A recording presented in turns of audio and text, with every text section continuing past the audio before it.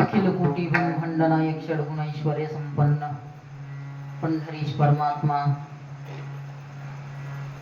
सकल संत मंडळी यांच्या चरणावर नतमस्तक होऊन श्री गुरु कृष्णदेव बाबांच्या आशीर्वादाने त्याचप्रमाणे नवनाथ बाबांच्या आशीर्वादाने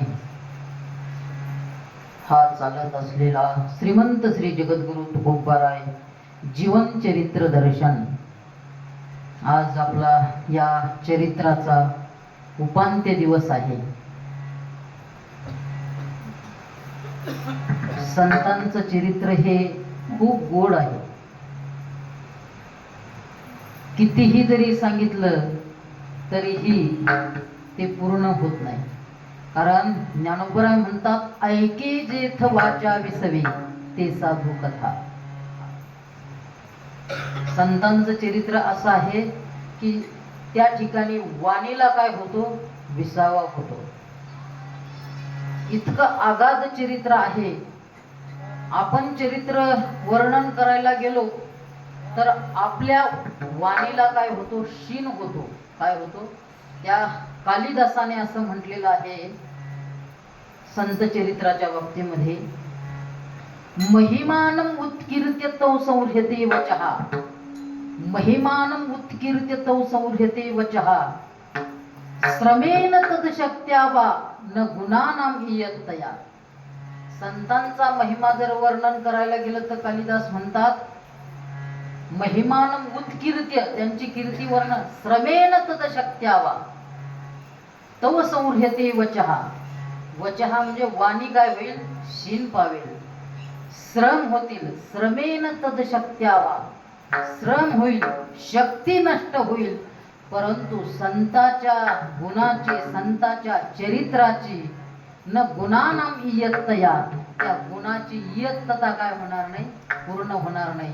असं अगाध चरित्र आहे। ज्ञानोबरायांनी सांगत असताना तेच सांगितलेलं आहे। 10व्या अध्यायामध्ये सांगत असताना ज्ञानोबरायांनी 6-7 ओव्यामध्ये चिंतन केलेलं आहे चरित्र कसं आहे। ही वाणी सुद्धा त्या तिथपर्यंत काय होऊ शकत नाही, पोहोचू शकत नाही। असं संतांचं चरित्र आहे। म्हणून ज्ञानोबरायांनी शेवटची ओवी सांगितली की का 15.5 रजतवनी तैशीच स्तुतीची बोलणी, उगाची माथा ठेवीजे चरणी हे चिपले। ज्ञानोबराय म्हणतात संत चरित्र असं आहे का 15.5 रजतवनी, 15.5 रुपये तोळ्याचं सोनं, किती, 15.5 रुपये तोळा। हे सोन्याचा भाव कधीचा आहे, ज्यावेळेस ज्ञानोबरायांनी ज्ञानेश्वरी लिहिली त्या कालचा हा भाव आहे। का 15.5 रजतवनी तैशीच स्तुतीची बोलणी, 15.5 रुपये तोळ्याचं सोनं घेतलं आणि त्याला जर चमकायचं ठरवलं आणि चमकवण्याकरता त्याच्यावर कशाचा मुलवा दिला, रजत म्हणजे चांदीचा। सोन्याला कधी चांदी चढवत नाही, चांदीला काय करत असतात, सोनं चढवत असतात। तसं संत हे काय आहे, सुवर्ण आहे। आणि आपलं बोलणं म्हणजे काय आहे, हे चांदीचा एखादा ब्रश आणल्यासारखं आहे। म्हणून ज्ञानोबराय म्हणतात उगाची माथा ठेवीजे चरणी हेची भले। काय बानू आता नपुरी दिवाणी, काय बानू नपुरी दिवाणी, मस्तक चरणी ठेवीता असे, मस्तक चरणी ठेवीता असे, गोरी वाटाडीली आपुल्या परीसे, गोरी वाटाडीली आपुल्या परीसे। काय वाणू आता नपुरी ही वाणी, मस्तक चरणी ठेवीतसे, ही वाणी अपुरी पडत असते।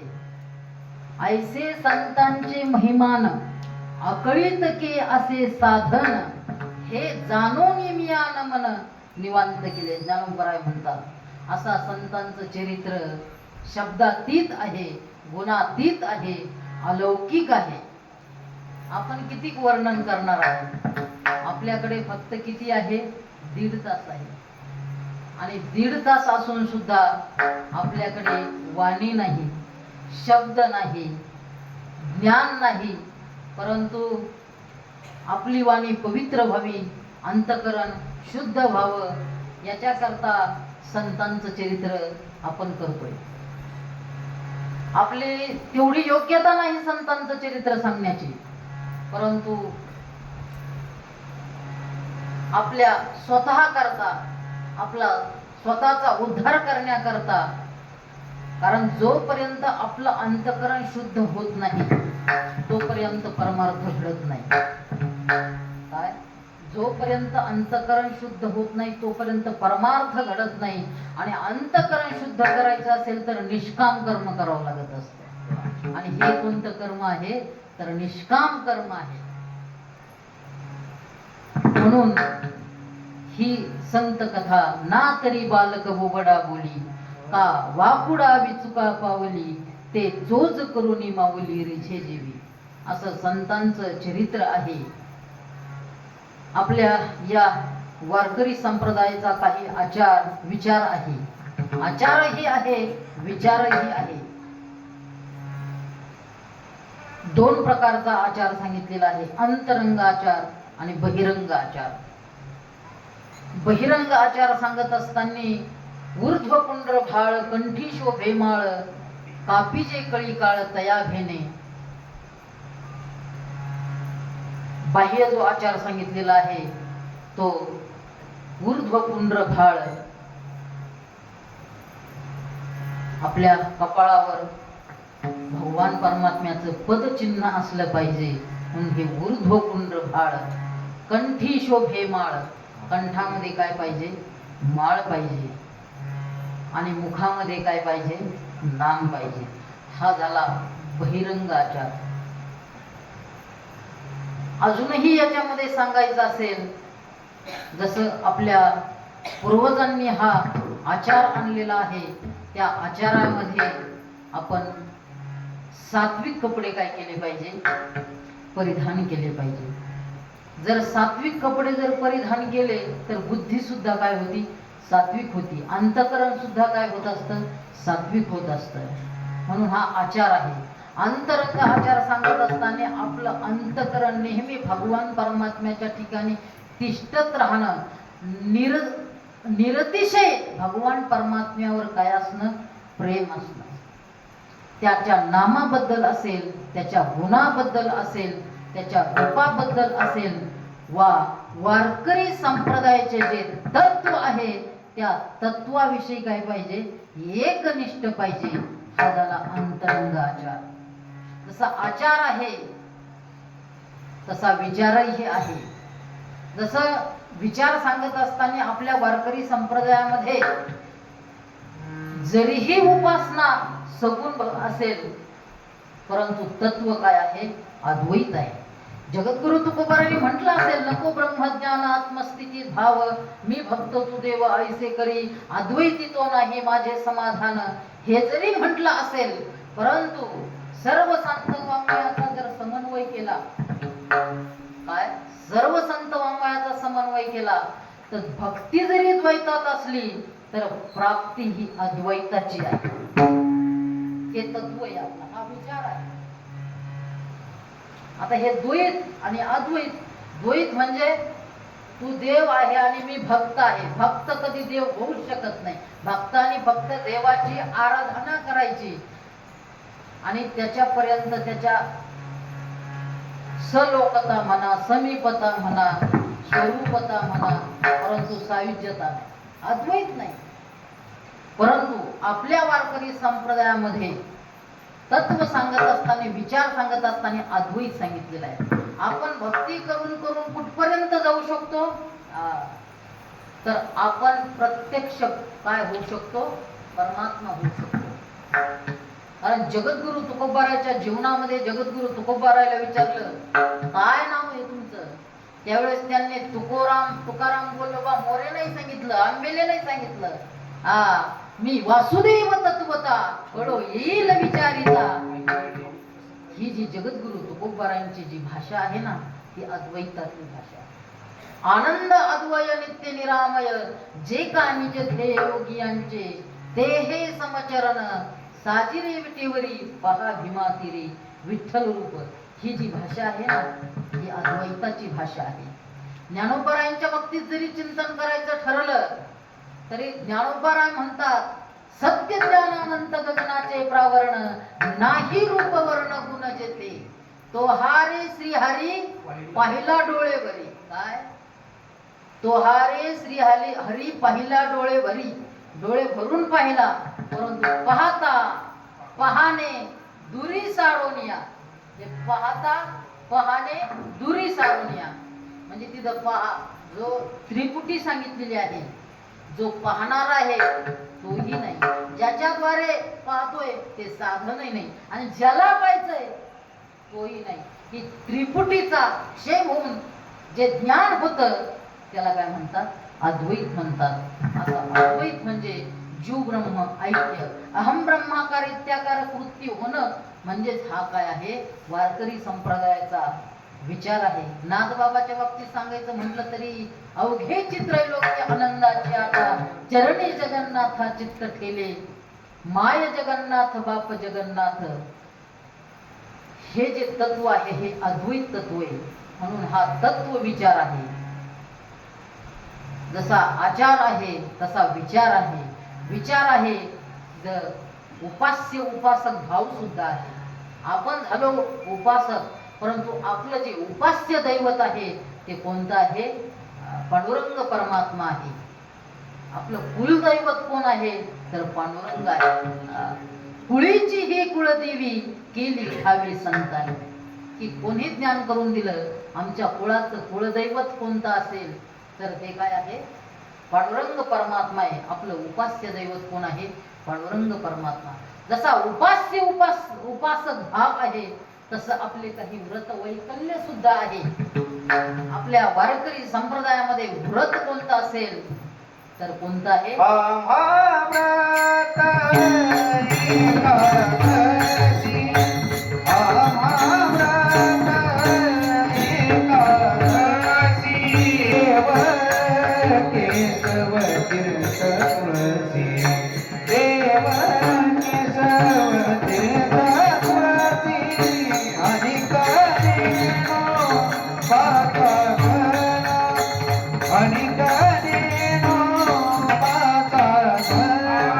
आपलं जे व्रत आहे ते कोणतं आहे? एकादशी आहे. व्रत एकादशी करीन उपवासी गाईन अहरनिशी मुखीना. एक व्रत एकादशी हे काय आहे? आपलं व्रत आहे. अजून काय आहे तर सोमवार एक आपलं काय आहे? व्रत आहे. तुम्ही म्हणणार वैष्णव, आपण वैष्णव आहे आणि मग सोमवार का धरायचा? कारण वैष्णवात आणि शैवात खूपच वाद आहे, परंतु वैष्णवात आणि शैवात वाद नाही. आपलं जसं आपण आपला आद्य कोण आहे, वारकरी आद्य कोण आहे याचा जर विचार सांगायचा असेल तर आद्य वारकरी कोण आहे? एका जनार्दनी वैष्णव मुक्तमणी महादेव, मुक्तमणी महादेव, मुक्तमणी महादेव. एका जनार्दनी वैष्णव आणि मुकुटमणी महादेव. पहिला वारकरी कोण आहे तर भगवान शंकर आहे. म्हणून भगवान शंकराला पांडुरंग परमात्म्याच्या तिथं जर गेले कुठं दर्शनाला तर पांडुरंग परमात्म्याच्या डोक्यावर काय आहे? लिंग आहे. लिंग, शिवलिंग. कारण त्यांनी यात्रा केली होती. ती आला होता पंढरपूरला. आता सांगायला वेळ नाही. आला होता ना एकदा पंढरपूरला. खूप गर्दीत आला आषाढी एकादशी दिवशी. आला तर आला सगळं लचट घेऊन आला. लेकरण बाळण पोळण वाहन सगळं घेऊन आला. पद्मताळ्यापर्यंत आलं आणि खूप गर्दी दिसली. बायको म्हणाली लई गर्दी, एवढ्या गर्दीत मी येत नाही. कारण वाळवंटापासून महाद्वारापर्यंत सुरवरांची दाटी, अरे वाळवंटापासून नाही, कारखान्यापासूनच आणि तिकडं वाकडीपासून, तेव्हा वाळवंटापासून होती. आता आणि त्या रेल्वे स्टेशन पाशी पद्मतळ आहे आणि त्या पद्मतळ्यापाशी येऊन एवढ्या गर्दीत मी येत नाही, हाराले तर काय करू. मग ते तू इथंच थांब, तिला तिथंच सोडलं. कोणाला? आपलं चरित्र बाजूला तिथं सोडलं. आले पुढं महाद्वारात आले, दाटी रिटी नंदीवर बसून गाण्याबरोबर. आणि मग पुढं आले ते हनुमंतरायचं मंदिर आलं. लोकांनी काही जरा बाबा आहे बाबा, एवढ्या गर्दीत घेऊन आला. आणि तिथं खूप गर्दी झाली म्हणून त्या नंदीला कुठं ठेवलं? त्या हनुमंतरायाच्या मंदिरासमोर. हनुमंतरायासमोर कधी नंदी असतो का? परंतु जाऊन पहा, तिथं सुद्धा महाद्वार तिकडल्या साईडला आता दिसेल ते काय झालं, परिवार झालं, त्याचा जीर्णोद्धार होईल. त्याच्यासमोर काय? नंदी. पुढं गेले ते गणपती बाप्पा, चेपलं ना तो ढेरी मोठी, ते मग याला त्याला सोंड लावायचं, इकडं लाव तिकडं लाव. भगवान शंकराला दर्शनाला आलो, लाचाड सगळं घेतलं गणपतीला. कुठं?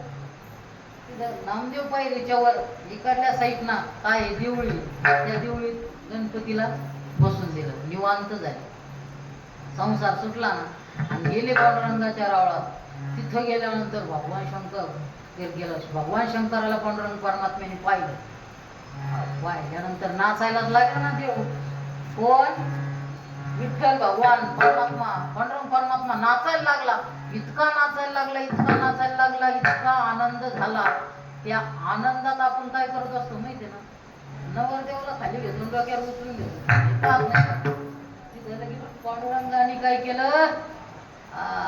भगवान शंकराला आपल्या डोक्यावर उचलून घेतला. आजही त्या ठिकाणी पांडुरंग परमात्म्याच्या डोक्यावर काय आहे? लिंग आहे. शिवाराम, शिवारामा नाही भेद, तोही देव एक पाही, तोही देव एक पाही. काय? भेदकाची नाड आणि एक हरी हर, एक विलंटी काढे. हर म्हटलं का काय? शंकर. आणि हरी म्हटलं तर काय? ते पण दीर्घ नाही, त्या ठिकाणी ह्रस्व आहे. हर आणि हरी असं त्यांच्यामध्ये काय नाही, भेद नाही. म्हणून आपले जे उपवास आहे तो काय आहे? एकादशी आहे. जसं एकादशीला महत्व आहे तसंच सोमवारालाही सुद्धा काय आहे? महत्व आहे. आणि असे जे उपवास आहे त्याच्यामध्ये अजून 5 उपवास आहे. नाथबाबांनी श्रीमद भागवतात नाही, एकनाथी भागवतामध्ये नाथबाबांनी सांगितलेलं आहे, पर्व विशेष भागवत धर्मी, पर्व विशेष भागवत धर्मी, रामनवमी, जन्माष्टमी, ध्यानात ठेवा बरं का, वामन जयंती, अजून किती झाले? 3 झाले. नृसिंह जयंती आणि उत्तम शिवरात्री. म्हणून हे 5 उपवास आपल्याला वारकरी संप्रदायामध्ये सांगितलेले आहे. म्हणून ते करावं लागतात. आपल्या श्री गुरु कृष्णदेव बाबांच्या पुण्यतिथीमध्ये वामन जयंती येते. वामनाला तवाच यायचं झालं होतं काय काय म्हणून 2 उपवास येतात. आता करावं का नाही करावं उपवास, परंतु जर ज्ञान असेल तर करावं.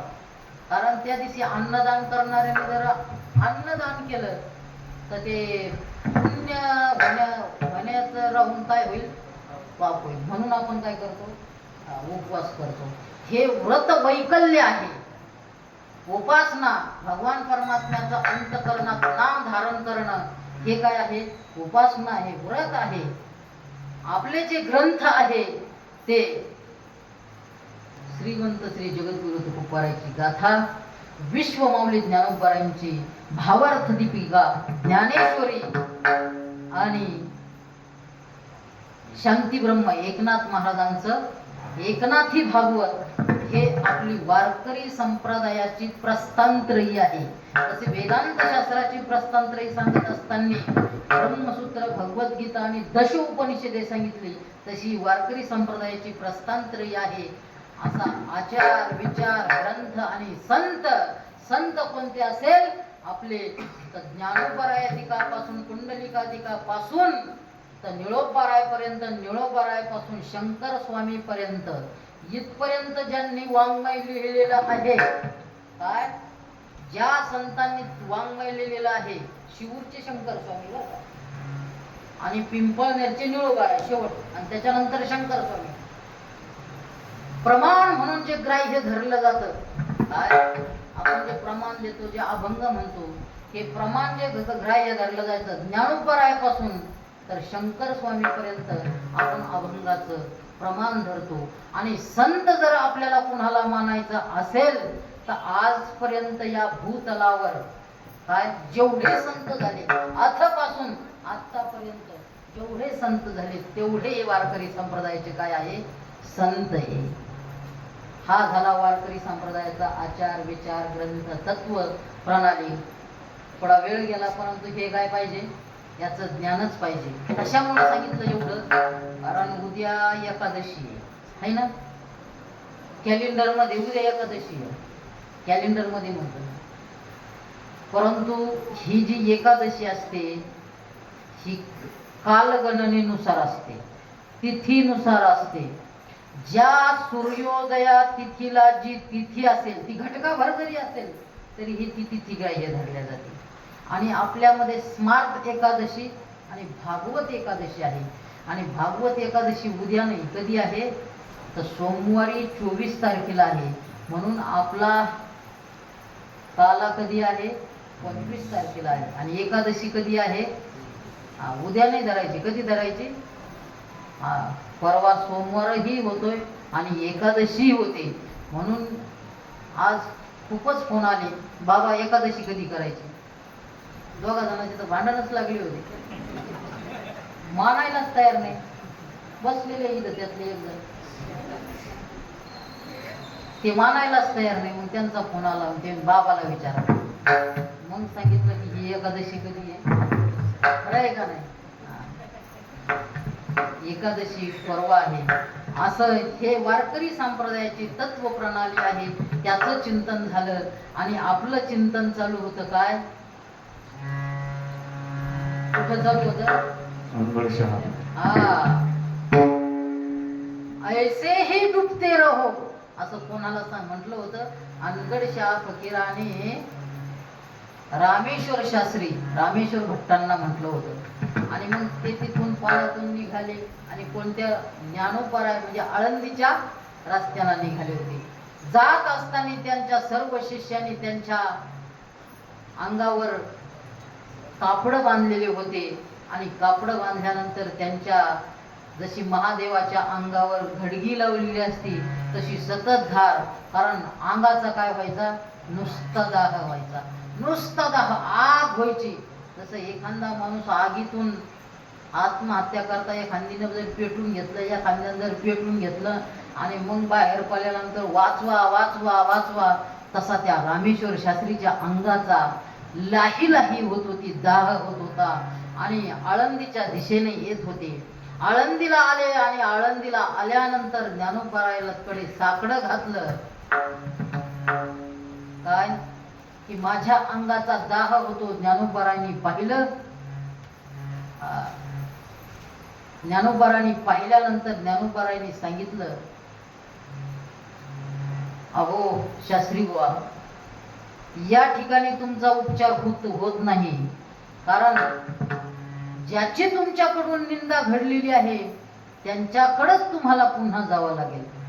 त्याची तुझं काही घडली रे निंदा, काय त्याची तुझं काही घडली रे निंदा, म्हणून हे बाधा प्रगट.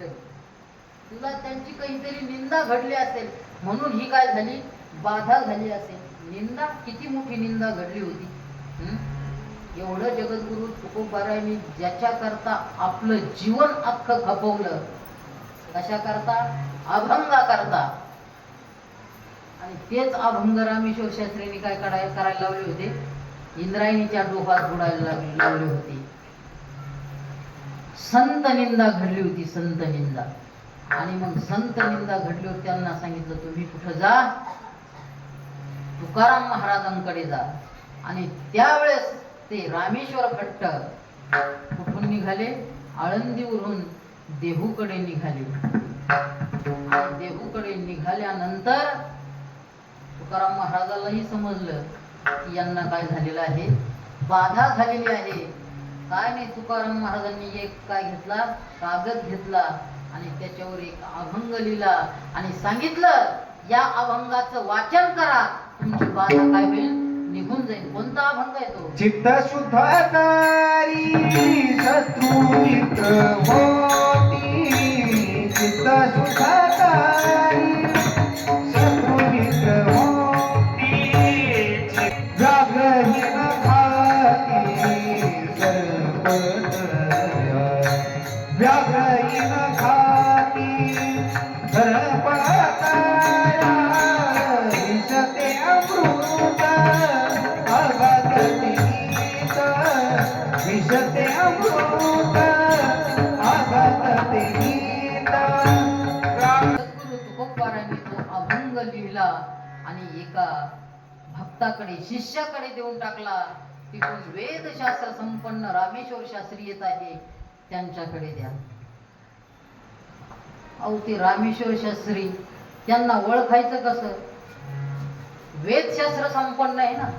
म्हणजे काय, वेदशास्त्र संपन्न असला म्हणजे त्याला काय वेगळे शिंग रिंग फुटले थोडे असतात, वेगळा थोडा असतो. ते काहीतरी लई विद्वान असला म्हणजे तुला वेगळा दिसतो असं नाही, असाच असतो. संत लई संत मोठे झाले म्हणजे संतांमध्ये काहीतरी वेगळं रूप येत असं नाही.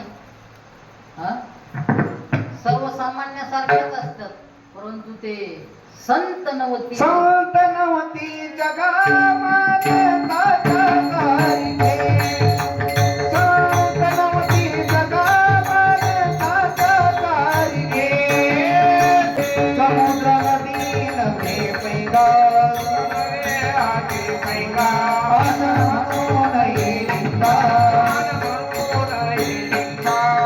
संत नव्हती जगामध्ये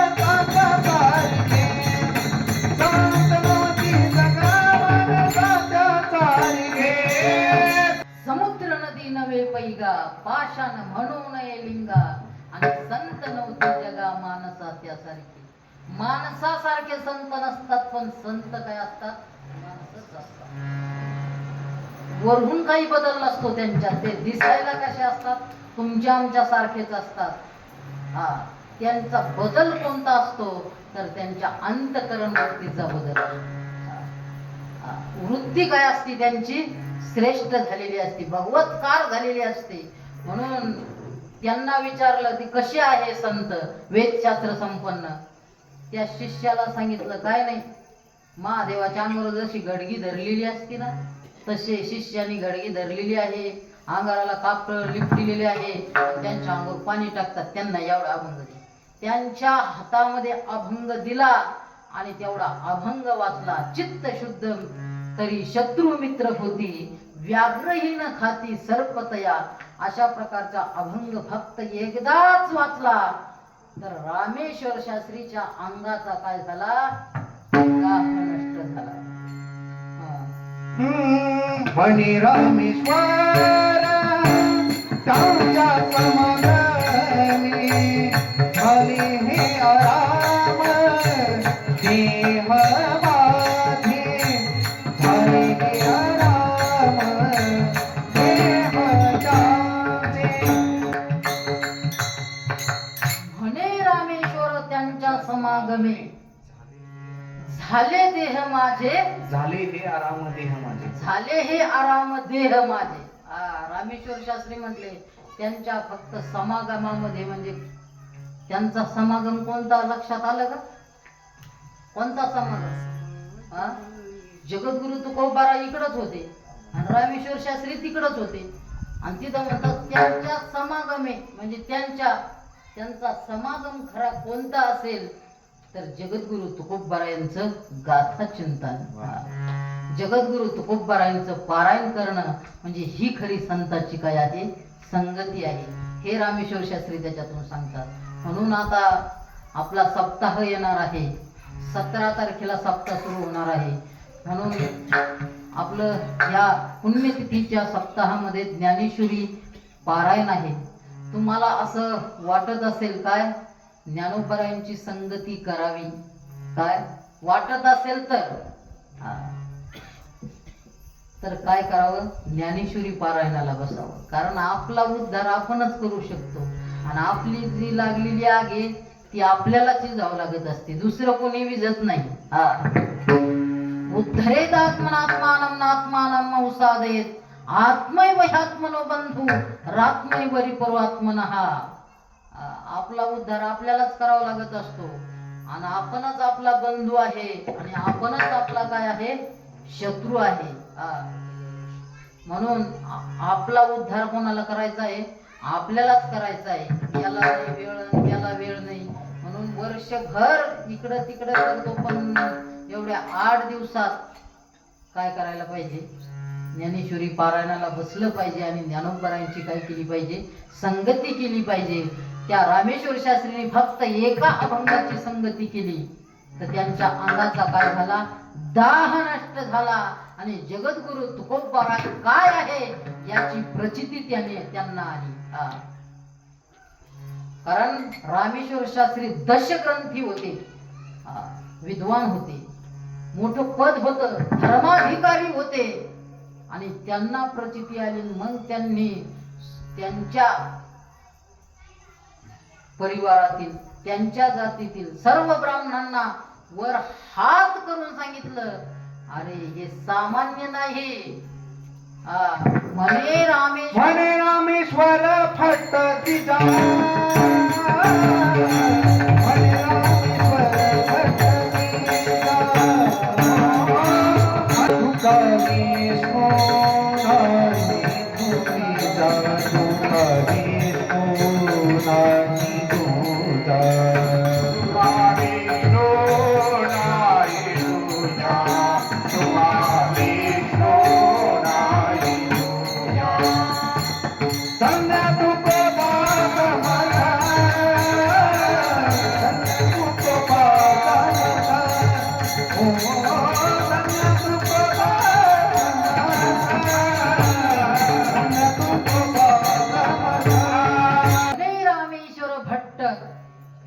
द्विजा तुका विष्णू नाही तुझा. भट्ट रामेश्वर म्हणजे ब्राह्मण असणारे रामेश्वर शास्त्री त्यांना प्रचिती आल्यानंतर काय म्हटले, तुका विष्णू नाही तुझा. तुकोबार आहे आणि भगवान विष्णू दोन नाही, ते काय आहे, एकच आहे. कारण त्यांनी असं तसं नाही तुलना करून पाहिली होती. तुकिता तुलनेसी ब्रह्म तुका प्रियाले, म्हणून रामेश्वरी, म्हणून रामेश्वरी चरणी मस्तक देवीले. आरती तुकारामा, आरती तुकारामा, स्वामी गुरुदारा, सच्चिदानंद मूर्ती, सच्चिदानंद मूर्ती, पांडुरंग विरामा. आरती तुकारामा. कारण ते विद्वान होते, दशग्रंथी होते आणि ब्राह्मण होते. वर्णा माझी श्रेष्ठ, ज्ञानोबा म्हणतात वर्णामध्ये ते काय होते, श्रेष्ठ होते. म्हणून त्यांनी तुलना केली. तुलना तुकिता तुलनेसी, तुकोबारायला एका पारड्यात ठेवलं आणि साक्षात ब्रह्म निरतिशय असणार, केवल असणार, ज्याला रंग नाही, रूप नाही, नाही वर्ण छाया, निराकार निर्गुण, तूची रघुराव्या, अविनाशी तू तद्विद्येन सर्वमिदं ततम. अशा प्रकारचं जे तत्व आहे त्याच्याबरोबर तुलना केली तर काकण भर जादा कुणाचं भरलं, खूप भरायचं. म्हणून तुकिता तुलनेसी ब्रह्म तुकासी आले. आणि मग अशी प्रतीती आल्यानंतर रामेश्वर शास्त्रींनी जगद्गुरु तुकोबारांचं शिष्यत्व पत्करलं आणि त्यांच्या बरोबर टाळकरी म्हणून राहिले. जे 14 टाळकरी आहे त्याच्यातले रामेश्वर शास्त्री, गंगाराम पंत मवाळ कुरुसकर, संताजी महाराज जगनाडे चाकणकर, गवरशेठ वाणी, सुदुंबरेकर, महाजी पंत, ठाकर, एलवाडीकर असे अनेक त्यांचे काय झाले. नंतर अजून पुढे शिवबा कासार ही काय झाला, टाळकरी झाला. असे अनेक टाळकरी झाले. कान्होबाराय, तुकोबा पुत्र विठोबा हे सुद्धा काय झाले, सगळे टाळकरी झाले. असे 14 टाळकरी झाले. परंतु यांची बात नष्ट झाली. आणि शाप कोणी दिला होता, अनगडशा फकराने. ऐसे ही डुबते राहू. त्याला समजलं की आपण दिलेला शाप कोणी केलाय, त्या तुकाराम महाराजांनी काय केलंय. त्याचा एका अभंगात तुकाराम महाराजची एवढी ख्याती, मी दिलेला शाप नष्ट केला म्हणून ते प्रचिती पाहायला निघाले ते चिंचवड वरून. चिंचवडच्या त्याच्यामध्येच आहे जवळ. चिंचवडला गेले पहिल्यांदा. पुढं चिंतामणी देवाकडे गेले. आता फकीर म्हटल्यानंतर अनगडशा फकीर होते. फकीर म्हटल्यावर ते चिंता करीत नाही. फकीर होकर फिकीर करताय. काय, जो फकीर होकर फिकीर करताय वो साला गद्दा है. ते चिंता करत नव्हते, परंतु त्यांना चिंता लागली ना. माझा शाप कोणी नष्ट केला, तुकाराम महाराजांनी. पहिल्यांदा चिंतामणी देवाच्या दारात गेले आणि म्हटले, कटोरा भरके देव. कटोरा पुढे केला. चिंतामणी देव आले. धान्य घेऊन आले, त्या कटोऱ्यात टाकलं. कटोरा खालीच. पायले भर टाकलं, कटोरा खालीच. पोत भर टाकलं, कटोरा खालीच. पेव भर टाकलं, म्हणजे कणगी भर. पेव काय कळतोय आता कोणाला. पेव असे जमिनीत असायचे. आम्ही एकदा त्या गिरणीच्या काठाला, गिरणा नदीच्या काठाला एक वटेश्वराचं ठिकाण आहे. काही चिंतन करण्याकरता गेलो होतो. गिरणेच्या नदीला पूर आला. आणि पूर आल्यानंतर तिथं जुनं गाव होतं. जुनं, त्या गावाचं नाव वडगाव लांबे. 40गाव पासून जवळ आहे. 40गाव तालुका. गिरणीला पूर आला आणि पूर आल्यानंतर आपोआप असे काय पडले, खड्डे पडले. आणि खड्डे पाहिले तर त्याचे एकदम आतून गुळगुळीत. जेव्हा जुन्या लोकांना विचारलं हे नेमकं काय, तर ते म्हणे धान्य ठेवण्याची हे काय आहे, पेव. म्हणून मला त्याचं दर्शन झालं. असे पेव भरून धान्य टाकलं तरीही काय झालं नाही, भरले नाही. जिथं जातील तिथं ते काय म्हणते, कटोरा भरके दे दो. कायचा कटोरा, चिंतामणी देवा पण भरला नाही. सगळीकडे फिरत आले, कटोरा भरलाच नाही. अखेर शेवट कुठं आले, देहू मध्ये आले. आणि देहू मध्ये आल्यानंतर आपल्या जिजाबाई दररोजचं काय करावं लागत होतं, धान्य पूर्वीच्या काळात दळावंच लागत होतं. तुकोबरायची मुलगी होती, कोणती, गंगी नावाची. गंगी नावाची मुलगी होती. ते आला, अनगडशा फकीर आला, कटोरा भरके दे दो असं म्हटल्यानंतर ती गंगी कुठं गेली, जिजामाऊली त्या दळत होत्या जात्यावर. तेवढ्यात तिनं काय घेतली, सगळ्यात लहान गंगी नावाची मुलगी. काशीबाई, भागीरथी आणि गंगा अशा 3 मुली होत्या. त्यातली सर्वात लहान गंगी. तिनं काय केलं, मूठभर पीठ घेतलं. काय पीठ घेतलं. काय ग कुठं चालली, काय नाही. फकीर आला त्याला, उदार बापाची उदार लेख म्हणे. कमीत तर नाही काही पण द्यायला सर्वच निघाले. आणि असा हातावर काय मारला, किती पीठ असेल चिमुकल्या हातात. आणि ते पीठ तेवढे घेतलं आणि त्या कटोऱ्यात काय केलं, झटकलं. कटोऱ्यात झटकल्यानंतर ते कटोरा तर भरलाच, परंतु गुरुवर्य मारुती बाबा हा दृष्टांत सांगत असताना असं म्हणतात, ते कटोरा तर बुडालाच, परंतु अख्खा अनगडशा फकीर काय झाला, त्या पिठात बुडाला. आणि मग त्या अनगडशा फकीर म्हणाला, काय तो तुकाराम महाराज आहे का? अरे मी महाराज नाही म्हणे, महाराज गणपती बाबांना भारी सांगितलेलं आहे, वाचायला वेळ नाही आता. मग नाही म्हणे मी त्यांची मुलगी आहे. कुठं गेले तुकाराम महाराज, मंदिरात गेले. आणि मग अनगडशा कुठं गेले, मंदिरात गेले आणि तुकोबारांचं दर्शन केलं. आणि काय झाले, तृप्त झाले आणि त्याच ठिकाणी थांबले. कशा करता? जगद्गुरु तुकोबारायांचं कीर्तन ऐकण्याकरता. कारण जगद्गुरु तुकोबारायांनी सर्वात कोणती भक्ती केली असेल तर कीर्तन भक्ती केली. जगद्गुरु तुकोबारा म्हणतात, मज या कीर्तने विन नाही, मला कीर्तना वाचून काहीच नाही. कारण कीर्तन चांग होय अंग हरिरूप. कीर्तनाने काय होतं? अंग हरिरूप होतं. म्हणून जगद्गुरु तुकोबाराय नेहमी काय करायचे? कीर्तन करायचे. एवढ्यात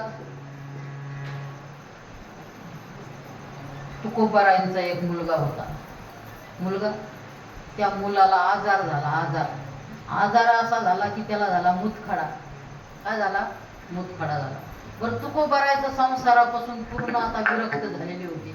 आपण पहिल्यांदाच सांगितलं होतं, संसारी तुकोबाराय, साधक तुकोबाराय आणि आता जगद्गुरु तुकोबारायचं हे जे चरित्र चालू आहे कालपासनं, हे सिद्ध अवस्थेतलं जगद्गुरु तुकोबाराय. म्हणून संसाराकडे काहीच पाहत नव्हते. त्याला काय झाला? मुतखडा झाला. जिजामाईने ज्याला सांगावं त्यांनी उपचार सांगावं. काय? हे करा म्हणतात ना, आपलं दुखणं यशीला टांगलं का त्याच्यावर निदान काय होतात? खूप होतात. कोणी म्हणतं याच्याकडे, कोणी म्हणतं त्याच्याकडे, याचा अंगाला लाव, त्याचा धूप लाव, त्याला अगरबत्ती लाव, त्याची उदी लाव, त्याचा लिंबू कर, त्याचं नारळ कर, तिथं दोरी घाल. हे सगळं करून पाहिलं जिजाबाई. परंतु दिवसेंदिवस त्याचा मुतखडा वाढतच गेला. वडील कुमरतो महादेव जान, विठोबा धाकट्यासी नामाभिधान, तव श्रेष्ठ पुत्राकारणे व्यथा दारुण झाली. आणि कोणती व्यथा झाली? मैपती बाबा म्हणतात, मूत्र खडा लागला असे तेने होतसे कासावीस, आवली उपाय बहुवस करीतसे. आवली म्हणजे जिजाबाई पुष्कळ उपाय केले. जे जे औषध सांगती कोणी ते मिळवणी आणि नाना प्रयत्नी, पथ्य करवित तया कडोनी, झुरे निशिदनी पुत्र लोभे. आणि पुत्राच्या त्या दुखण्याने जिजाबाई सुद्धा काय झाल्या? झुरून गेल्या. आणि तो मुलगाही तसा झाला. वैद्यवाणी केले फार, परी गुण नयेची अनुमात्र, कुलदैवताचे अंगारे आणून साचार लावी. तशी खूप केलं, परंतु त्याचा मुतखडा काय होईना? राहीनाच. एक दिवस संध्याकाळ झाली. तो सायंकाळ होताची निश्चित, मुलाचा निशेष कोंडला मूत, मृदुंगासारखे पोट फुगत, न हलवीत हातपाय. असा त्याचा मुतखडा झाल्यानंतर त्याची लघवी काय झाली? कोंडल्या गेली. निशेष कोंडला, मृदुंगासारखे झाले पोट. पप्पाच्या सारखं त्याचं काय झालं? कोंडलं. न हलवीत हातपाय, हातपाय सुद्धा हलवना. माता पुसता न बोले उत्तर, बोलायला लागली, हलवायला लागली. हे महादेव, काय नाही, निचेष्ट पडलं पोरग. हातपाय तो पडिले गार, हातपाय सुद्धा त्याचे काय पडले? गार पडले. आवली म्हणे नदीसे बरे, कैसा विचार करू आता. आता कसा विचार करू? एवढे उपाय केले, पोरग तर थंडगार पडलंय. बाप तर काही लक्ष देत नाही. मग काय तिला क्रोध आला. कोणाचा? पांडुरंगाचा. जर हा चांगला असता, या येड्याच्या नादी नसता लागला, हे येड झालं नसतं, तर यांनी उपाय केला असता. म्हणून राग आला जिजाबाईंना. आणि राग आल्याबरोबर त्या महादेवाला हातामध्ये घेतलं. फरा फरा फरा फरा उडीत. एका हातात घेतली चप्पल आणि एका हातात महाद्या. फरा फरा उडीत साचा, मार्ग धरी देऊळाचा, मग एके हाती घेतला मोचा, सूड देवाचा घी. माझ्या नवऱ्याला यांनी येड केलं. एवढा माझा नवरा इठ्ठल इठ्ठल इठ्ठल करतो, या काळ्याचं नाव घेतो, तरीही काय झालंय? पोराला दुखणं आलं, तो तर लक्ष देत नाही. त्याचाच भेद पाहते. कोण? जिजाबाई. ऐसी आहे बोलून जिजाबाई, देवळासी आली ते समयी, हे जाणून शेषशाही विस्मित जीव होत असे. शेषशाही भगवान परमात्मा घाबरला ना, विस्मित आश्चर्यचकित झाला. काय करावं त्यालाही सुचना. मनात म्हणत असे रुक्मिणीपती, आता कोणती करावी युक्ती, आवली मारिता मज प्रति होईल अपकीर्ती जगा माझी. हिना जरा मला चप्पल मारली तर सगळे लोक म्हणतील जिजीना पांडुरंगाला चपलाने आणलं, अपकीर्ती होईल. म्हणून ऐसे म्हणून परब्रह्म रूपडे, पाहे रुक्मिणीच्या तोंड मुखाकडे, आता हे कैसे निरसेल साकडे, त्याची रोकडे विचारी. आता रुक्मिणीला विचारलं काय करावं आता. वाडीत फराफरा देवळाशी घेऊन आली पोरग. रुक्मिणी मातेला विचारलं आता पांडुरंगाने काय करावं. त्यावेळेस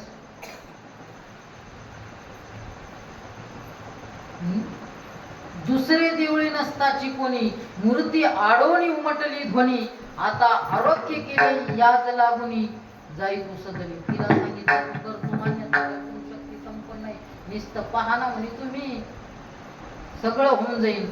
म्हणून ध्वनी आला, तू जा आता घरी, आडोनी उमटली ध्वनी, आता आरोग्य केले याच लागुनी, जाई तू सदनी आपल्या, आवली चित्ती विस्मित होय. आवली म्हणजे जिजाबाई. चित्तामध्ये आश्चर्यचकित झाली. म्हणे पाषाण मूर्ती बोलती काय. पाषाणाची मूर्ती बोलायला लागली काय म्हणे.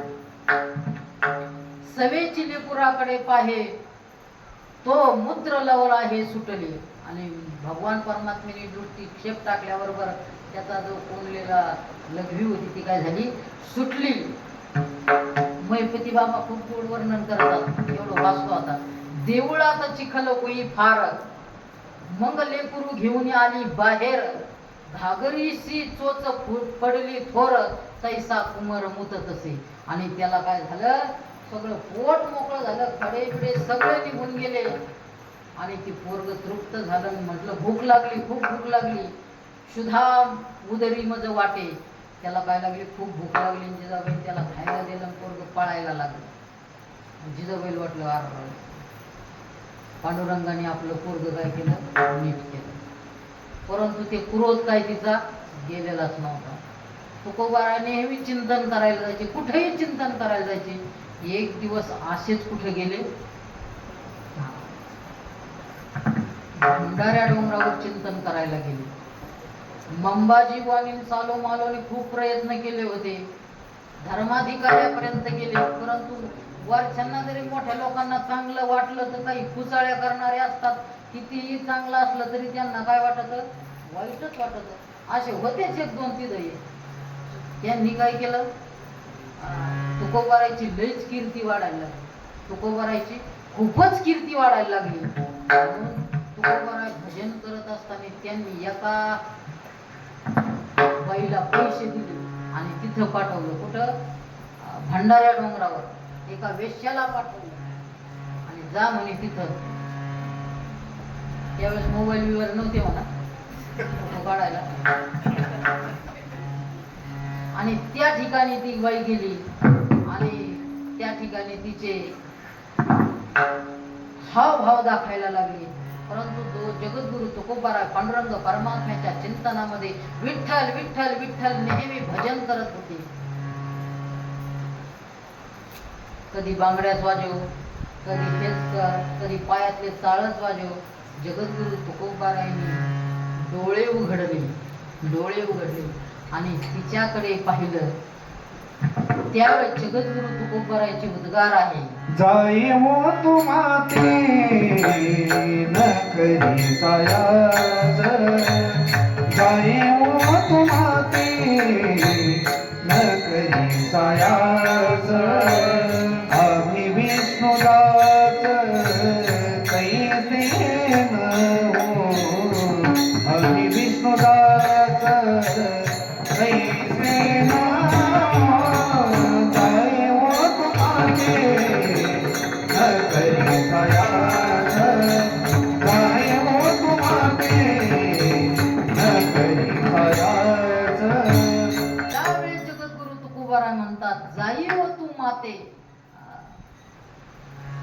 हे आई जा ना तू, आम्ही विष्णुदास तैसे न हो, आम्ही विष्णुदास तसे नाही, परस्त्री आम्हा रुक्मिणी समान. असा जगद्गुरु तुकोबारायांचा काय होता, भाव होता. जगद्गुरु तुकोबारायांनी जसं अंबाजीबाच्या प्रकरणामध्ये क्रोधाला जिंकलं होतं, तसं आज जगद्गुरु तुकोबारायांनी काय केलं, कामाला सुद्धा जिंकलं. कारण जर अंतःकरणात काम क्रोध जर असेल, हे तिन्ही जव जागती तोवरी निकयाची प्राप्ती, एक माझे कानच न ऐकती देवही म्हणतात. देव म्हणतात हे जर तीन अंतःकरणात जर असेल तोवरी निकयाची प्राप्ती म्हणजे देवाची प्राप्ती, असं जर कोणी म्हणत असेल तर माझे कानच ऐकत नाही. तो जरी किती म्हटला मला देव भेटेल, ते काय आहे, साफ खोटं आहे. म्हणून जगद्गुरु तुकोबारायांनी कामालाही जिंकलं, जगद्गुरु तुकोबारायांनी क्रोधालाही जिंकलं, परंतु घराकडे अजिबात लक्ष नाही. कधी लोहगावला कीर्तन करायचे, कधी कडूसला कीर्तन करायचे, परिसरामध्ये खूप कीर्तन व्हायचे, खूप कीर्तन व्हायचे, घरी लक्ष नाही.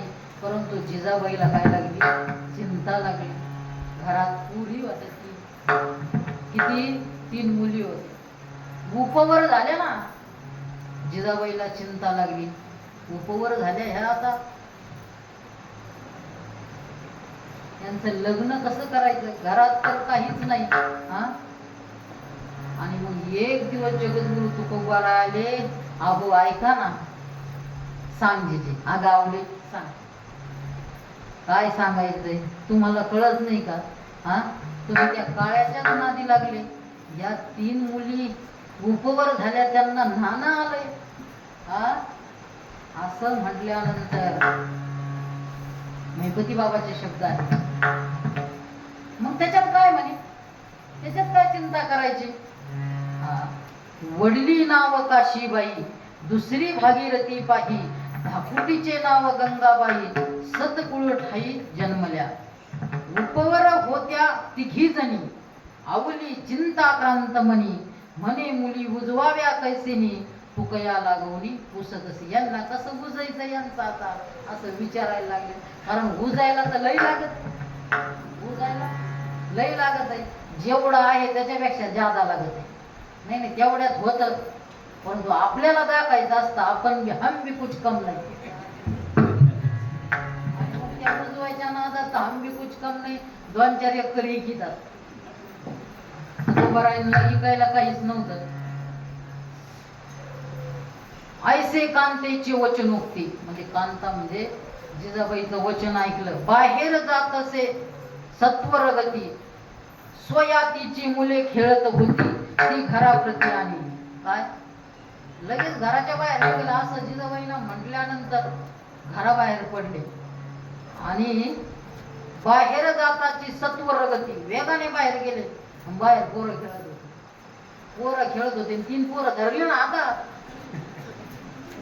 परंतु धरत असताना जगद्गुरु तुकोबारायांनी गणपती बाबांनी शब्द वापरला, काय, स्वयातीची मुले खेळत होती, स्वतःच्या जातीची, ती घराप्रती आणली, घराप्रती घरात घेऊन आले. ते दिवशी होती लग्न तिथी, त्या दिवशी काय होती, लग्न तिथी. मग विप्र बोलवणी वैष्णव भक्त, हळदी लावणी वधूवराते, लग्न त्वरित लाविले. हळद लावली, त्यांच्या बरोबर लग्न लावलं. दूध भात करून घरात जेवू घातले पंचामृत. दुसरे दिवशी वर बापा ते वर्तमान श्रुत झाले, की मग वराड घेऊन 3घे सोयरे भले. मग 3 सोयरे वराड घेऊन आले दुसऱ्या दिवशी. यांनी सांगितलं असं झालंय, हळद लावली आणि तांदूळ टाकले, फक्त आता लोका देखत करायचं राहिले. सकाळी लावून घेतलं, संध्याकाळचं बाकी. आणि मग वराड घेऊन 3घे सोयरे भले, दिपू गावासी मागून आले. तेव्हा भाविकांनी साहित्य केले, सोहळे झाले 4 दिवस. आणि मग भक्त परिवार खूप वाढलेला होता, सगळ्यांनी साहित्य आणलं. किती दिवस सोहळा झाला म्हणतात, सोहळे झाले 4 दिवस. ज्याने सखा केला श्रीहरी, तरी विश्व त्यावरी कृपा करी. त्यांनी सखा कोण केला होता, पांडुरंग परमात्मा. म्हणून सगळ्या जगाने कृपा केली. कोणी काय आणलं, कोणी कपाट आणलं, कोणी मान्य आणले, कोणी भांडे आणले, कोणी गॅस आणला नाही चुली लागलं सर्व आणलं आणि लग्न थाटा माटात 4 दिवस लग्न लागलं. आणि मग हे सोयरे कोण होते? मोसे, गाढे आणि जांभूळकर अशा आडनावाच्या 3 जणांना 3 पोरी देऊन टाकल्या. हे सोयरे खरे वैष्णव वीर, परी प्रपंची न गुंते अनुमात्र, पडिला विसार देहाचा. जरी सोयरे असेल परंतु जगद्गुरु तुकोबाराय प्रपंचात पडले नाही. 3ही मुली वाट लावून दिल्या आणि त्यांचे काय झाले? लग्न झाले. लग्न झाल्यानंतर त्या ठिकाणी खूप सोहळा झाला. जिजाबाईला हातभार लावण्याकरता 3 जणी होत्या, परंतु आता काय राहिले?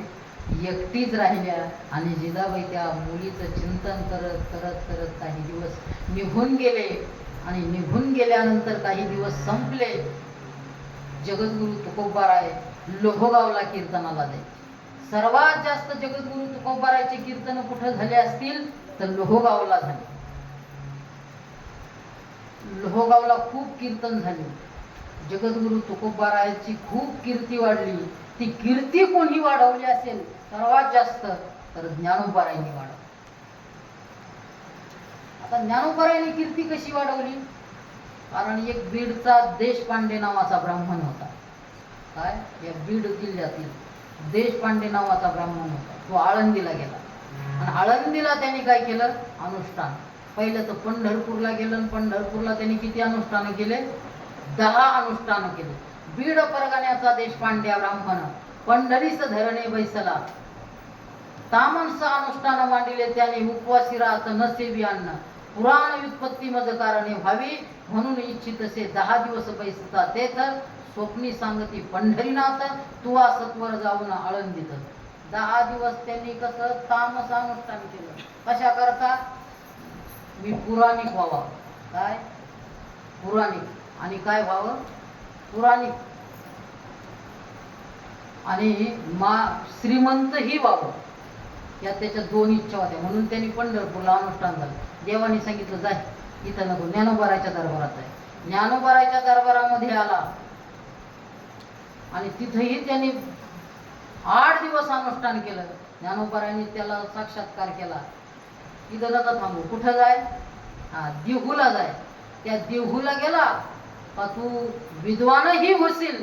त्याला ढबू अक्षर येत नव्हतं, त्याला काहीच येत नव्हतं. तिथं जर गेला आणि जगद्गुरु तुकोबारायांच्यावर जर कृपा केली तर तू विद्वानही होशील आणि तू काय होशील? धनवानही होशील. त्याची तीच इच्छा होती. आता ज्ञानोबारायांनी तिकडे धरणीकरी पाठवला आणि त्या ठिकाणी गेल्यानंतर त्यांनी सांगितलं मला कोणी पाठवलंय? ज्ञानोबारायांनी पाठवलं. त्यावेळेस जगद्गुरु तुकोबाराय म्हणतात काय?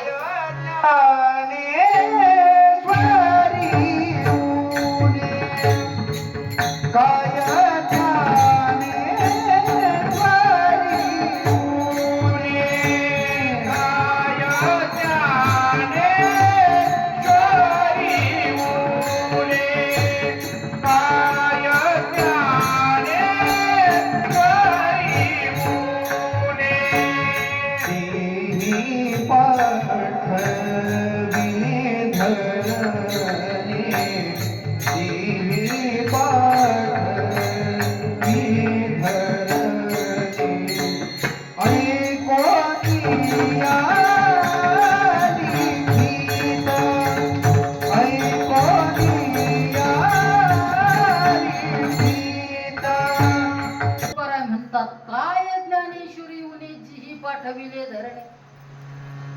काय तिथं कमी होतं? ज्ञानेश्वरी उणे. तिथं काय काय गुण होतं? जर विद्वान व्हायचं असेल तर ज्ञानेश्वरी वाचली असती तर काय झाला असता?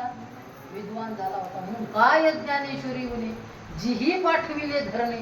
कशाकरता पाठवलं असेल तर तुकोबारायाला जगतामध्ये आणण्याकरता. ज्ञानोबारायकडे धरणं आलं का कुणाकडे पाठवायचे? तिथं पाठवलं. आणि श्रीमंत होण्याकरता काय नव्हतं ज्ञानोबारायकडे? जयाची द्वारी सोन्याचा पिंपळ, अंगी ऐसे बळ रेडा बोली. बरं साक्षात सोन्याचा पिंपळ आहे तिथे. काय? सोन्याचाच पिंपळ आहे. आपल्याला दिसत नाही, आपण दुर्दैवी. यात कोणती लक्षणा हे नाही करायचं, तो सोन्याचाच पिंपळ आहे. विदर्भामध्ये एक संत होऊन गेले, वासुदेव महाराज. आम्ही त्यांचं दर्शन केलेलं आहे. त्यांच्याकडे अशी विद्या होती, त्या सोन्याचे पडलेले पानं जर आणले आणि त्याच्यात काही जर दुसऱ्या वनस्पती जर मिक्स केल्या, एकत्रित केल्या, तर त्या पिंपळाची काडी असो, फांदी असो, मुळी असो वा सुकलेले पानं असो, त्याचं काय तयार व्हायचं? सोनं. साक्षात संत होते ते वासुदेव महाराज. आम्ही त्यांचं दर्शन केलेलं आहे अनेक वेळेस. वयाच्या 102व्या वर्षी त्यांनी हा काय केला? देह ठेवला. म्हणून जयाची द्वारी सोन्याचा पिंपळ, म्हणजे त्याला पैसा लागत असला तिथं पैसाही होता, परंतु ज्ञानोबारायांनी काय केलं? इकडं पाठवलं. तो आला तिथं, ब्राह्मण होता. आता म्हातारपणाला विद्वान जर व्हायचा असेल तर शंकराचार्याचा सुद्धा नकारच येते. आता एका असा दशाश्वमेध घाटावर एक म्हातारा बसला होता. म्हातारा दशाश्वमेध घाट कुठे आहे? काशीला. त्या घाटावर बसलेला होता आणि त्याला विद्वान व्हायचं होतं. वयाची 70 पार गेली. आता विद्वान व्हायचं म्हटल्यानंतर पहिलं व्याकरण शिकावं लागत, लघुसिद्धांत, कौमुदी. आणि तो तिथं करत होता काय?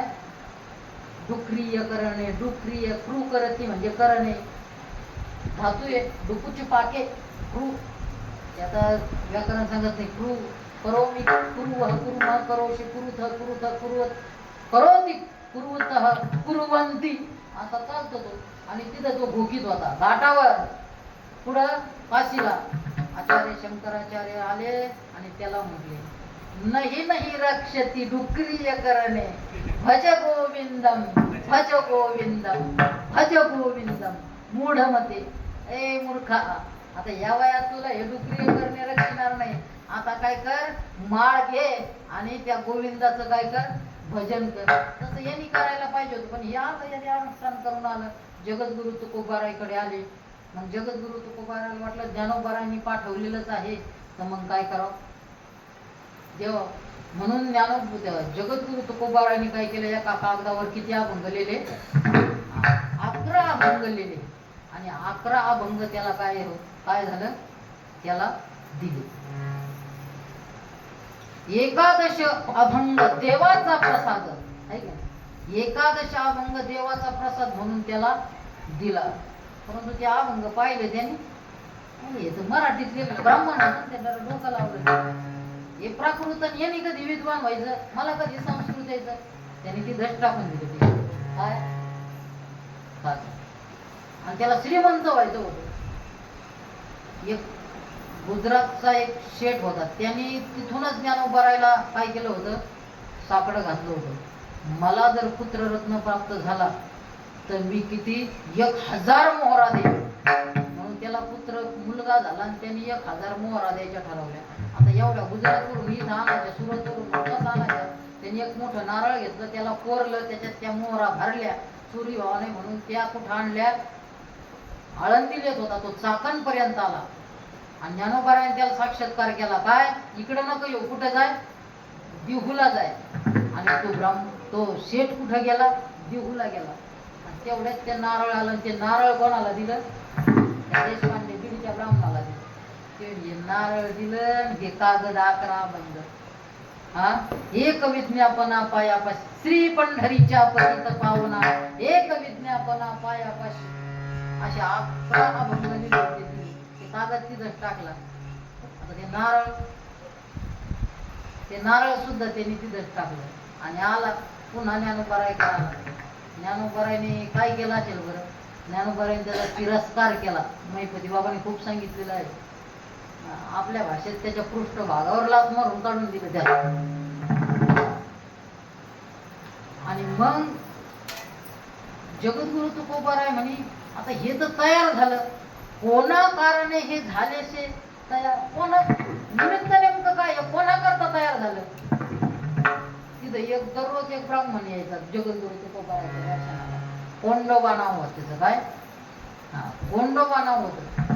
दररोज दर्शनाला त्या कोंडोबाला तो कागद देऊन टाकला तुकाराम महाराजांनी. गरीब होता, दरिद्री होता, फक्त आला का त्याची फक्त जगद्गुरु तुकोबारायवर होती. काय होती? श्राद्धा होती. दररोज यायचा निष्ठेने काय करायचा, तुकाराम महाराजचं दर्शन करायचा. कोंडोबा ब्राह्मण जगद्गुरु तुकोबाराने त्याला ते कागद दिला. उग येडं वाकडच त्याला काय येत होतं, वाचता येत होतं. उग येडं वाकडं, वेलांटी नाही, काय नाही, नाकार नाही, नुकार नाही, तसे वाचले त्यांनी. तो विद्वान झाला आणि तो विद्वान झाला. कोणाचा पुराणिक झाला माहिती का? छत्रपती शिवरायांच्या दरबारामध्ये पुराण सांगणारा झाला. कोण? कोंडोबा ब्राह्मण. आणि ते नारळ दिलं, नारळ नेलं आणि घरी गेलो त्यांनी फोडलं. किती एकर जमीन घेतली असेल त्यांनी अजून, घर दार गाडी बंगला सगळं. विद्वानही झाला आणि धनवानही झाला. ही कोणाची कृपा आहे? तर ही संतांची कृपा आहे, जगद्गुरु तुकोबारायांची कृपा आहे. फक्त काय करावं लागत? श्रद्धा ठेवावं लागत असते. जर श्रद्धा जर ठेवली ना, ज्ञानच ज्ञान प्राप्त होतं. भगवान परमात्मा गीतेच्या 4व्या अध्यायामध्ये सांगतात, श्रद्धा वल्लभते ज्ञानम तत्पर संयतेंद्रियः ज्ञानम लब्ध्वा परम शांते मचिरेना अधिगच्छति. अशा प्रकारचा तो ज्ञानीही झाला आणि काय झाला? विद्वानही झाला. आणि ही बातमी कुणाला कळाली? छत्रपती शिवरायांना कळाली. आणि मग छत्रपती शिवरायांना कळाल्यानंतर छत्रपती शिवरायांनी जगद्गुरु तुकोबारायला बोलावून पाठवलं. परंतु जगद्गुरु तुकोबाराय गेले नाही. कारण त्यांची वृत्ती अशी तयार झाली होती, मुंगी आणि राव आम्हा सारिकाची जीव, मुंगी सारखी राजा सारखा. म्हणून छत्रपती शिवरायांनी काय पाठवला? नजराणा पाठवला. अब्दागिरीचे कागदपत्र पाठवले. सगळं ड्युट्या, छत्री, घोडे सगळं पाठवलं. हिरे, माणिक, मोती सगळं पाठवलं. सगळं त्या ठिकाणी घेऊन गेल्यानंतर सगळ्याचा काय केला? तिरस्कार केला. सोने रुपे आम्हा मृतिके समान माणिक पाषाण खडे. असं जगद्गुरु तुकोबारायांनी नुसते म्हटले नाही, आचरणात होतं त्यांच्या. काय? सोने रुपे आम्हा मृतिके समान. कशालाच हात लावला नाही.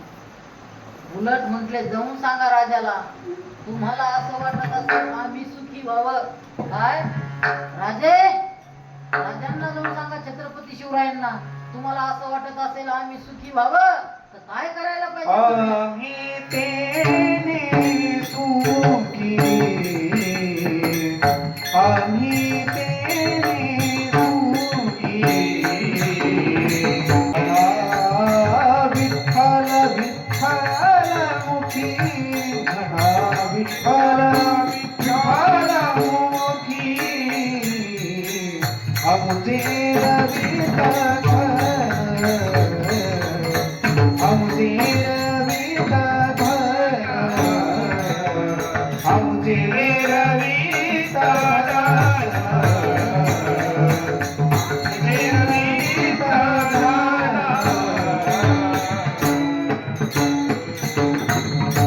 आम्ही तेने सुखी म्हणा विठ्ठल विठ्ठल मुखी. तुमचे रवित धन ते मज मृतिके समान. तुम्ही काय म्हणा, मुखाने विठ्ठल विठ्ठल म्हणा, त्याने आम्ही काय होऊ? सुखी होऊ. ज्यावेळेस नजराणा आणून दिला त्यावेळेस महादेव, काशी गंगी सगळे घरी आलेले होते. जिजाबाईंनी नाटी नेसली, नऊवार काठापदराची, सोनेरी काठ होते त्याला. सगळे गळ्यात जेवढं सोनं पाठवलं होतं, जेवढं बसेल तेवढं जिजाबाईंनी गळ्यात घातलं. बरं का? पहिल्यांदा वर डोरलं घातलं, नेकलेस घातलं, नंतर चप्पल हार घातला, नंतर पुतळ्या घातल्या. बरं का? नंतर मोठं मंगळसूत्र होतं, ते मंगळसूत्र घातलं, बाजूबंद घातले, सोन्याच्या बांगड्या घातल्या, एवढं सोनं घातलं. आणि ज्यावेळेस पोरांनी नवे कपडे घातले, ज्याला जे वाटलं ते. आणि जगद्गुरु तुकोबारायांनी आणि जगद्गुरु तुकोबारायांनी पाहिलं, अरे आगा जिजे जिजे आवले, हे चांगलं नाही. हा, फुकटचं आलेलं कधीच काय होत नाही, पचत नाही. हा, जिजाबाईला म्हणतात तुकाराम महाराज, आम्हाला आवडत नाही का ते? सगळ्या जगाला द्रव्य कसं आवडतं? जीवापेक्षा जादा आवडतं. हा, आम्हाला ते का आवडत नाही? त्याच्यात काहीतरी असेल ना. जिजाबाईने ऐकलं बरं का, कारण ती पत्नी कोणाची होती? विरक्ताची होती. म्हणून जिजाबाईने एक सर्व काढलं आणि ते परत केलं. कसं वाटलं असेल बरं जिजाबाईला? जिजाबाईला इतकं वाईट वाटलं आणि ते पांडुरंगाच्या दरबारात दगडच घेऊन निघाले. हा, दगड घेऊन निघाले. पांडुरंग परमात्म्याकडे दगड घेऊन गेल्यानंतर रुक्मिणी आई साहेबांनी पाहिलं, काय हे, आज तर दगडच घेऊन आली. हा,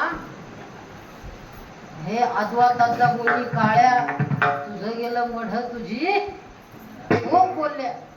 आणि दगड घेऊन गेल्यानंतर पांडुरंग परमात्म्याने, अगं जिजी, मी तुला काय दिलं नाही बरं? हा, खायला नव्हतं तर धान्य दिलं, किती ज्वारी दिली होती. हा, ज्या ज्या वेळेस प्रसंग आला त्या वेळेस तुला सगळं दिलं ना म्हणे. हा, म्हैस कुठं 10 आणि 20 लिटर दूध देत होती का? खायला नसलं तरी मी तिला काय द्यायचे? देव म्हणायचा, दूध द्यायचा. त्या दुधावर तुला सगळा संसार चालायचा. आता एवढं दिलं म्हणे, पण काय करावं, ते बाबा घेत नाही ना. पांडुरंग परमात्मा त्यो घेत नाही, मी काय करू? असं म्हटल्यानंतर जिजाबाईची बुद्धी कुंठित झाली. आपल्या कपाळाला हात मारला आणि दोष दिला. आपल्या प्रारब्धातच येईल असा दोष दिला. आणि मग जिजाबाईला उपदेश केला जगद्गुरु तुकोबारायांनी. त्याच्यानंतर जिजाबाई पांडुरंग परमात्म्यालाही कधी आजवा ताजवा बोलली नाही. फक्त आणि फक्त एकच उपासना केली, काय? तुकोबारायांची सेवा. त्या पांडुरंगाच्या कधी दर्शनाला गेली नाही, पण जगद्गुरु तुकोबाराची नित्याने काय केली? सेवा केली. आणि मग सगळे राजसैनिक राजगडावर गेले आणि छत्रपती शिवरायांना काय केला? निरोप पाठवला. काय? त्यांनी कशाचाही स्वीकार केला नाही. तिवट्या छत्री घोडे हे तो बऱ्यात न पडे, सगळं जाऊन सांगितलं. आणि एवढं सांगितलं, तुम्हाला जर आम्ही सुखी व्हावं वाटत असेल तर काय करा? आम्ही तेने सुखी म्हणा, विठ्ठल विठ्ठल मुखी. त्या राजसेवकाने सर्व वृत्तांत छत्रपती शिवरायांना सांगितला. आणि शिवरायांना वाटलं, कोण आहे एवढा विरक्त हा या अवनी तलावर, या भूतलावर? म्हणून छत्रपती शिवराय सर्व लावा जमा घेऊन काय आणि तुकोबारायांचा उपदेश मनात धारण करून आम्ही तेने सुखी म्हणा, विठ्ठल विठ्ठल मुखी, मुखामध्ये भगवान परमात्म्याचं विठ्ठलाचं नाम घेऊन कुठं निघाले? देहूला निघाले. परंतु ते आज नाही पोहोचणार. कधी पोहोचणार? छत्रपती शिवराय राजगड कुठं, रायगड कुठं, देहू कुठं, एवढा अंतर पार करायचा मी 2 मिनिटात कशाला? एक मुक्काम होईलच छत्रपती शिवराय. आणि उद्या 8 वाजता काय होतील? आजची तुकोबारायांचं हे चरित्र या ठिकाणी विश्रांती घेत आहे. आपल्या कथेला भेट देण्याकरता या ठिकाणी दीपक महाराज गुंड आलेले आहेत. आपले साबळे महाराज आलेले आहेत. भाऊसाहेब महाराज तेही आलेलेच आहे. आणि आपले सर्वच वैभव महाराज आहेत, अशोक महाराज आहेत, आपले भजन भीष्म, भजन सम्राट आपले बाळासाहेब आहेत. आणि आपले आवाज चांगला पोहोचण्याकरता आपले प्रमोद भाऊ आहे. आणि सर्वच या ठिकाणी भक्त परिवार आहे, माता भगिनी आहे. सर्वांच्या चरणावर नतमस्तक होतो आणि या ठिकाणी सेवेला पूर्णविराम देतो. उद्या अंत्य दिवस आहे, शेवटचा दिवस आहे. म्हणून सर्वांनी उद्या या कथा श्रवण करण्याकरता या उद्याचाच दिवस आहे.